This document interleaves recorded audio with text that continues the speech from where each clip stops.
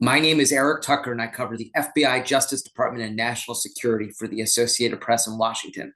A federal appeals court has heard arguments on whether to reinstate a gag order against Donald Trump in the federal case charging him with plotting to overturn the results of the 2020 presidential election.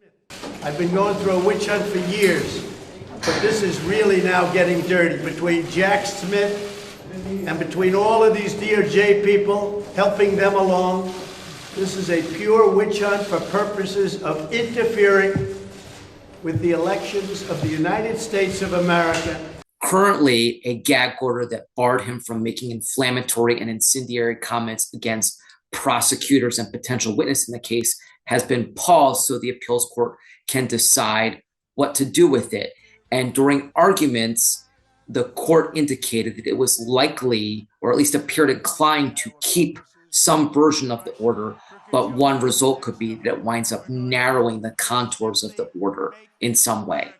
The judges, all three of whom are appointees of Democratic presidents, either Barack Obama or Joe Biden, really skeptically questioned both sides. They really made clear that they had a lot of questions for both the Justice Department and for Donald Trump's lawyer.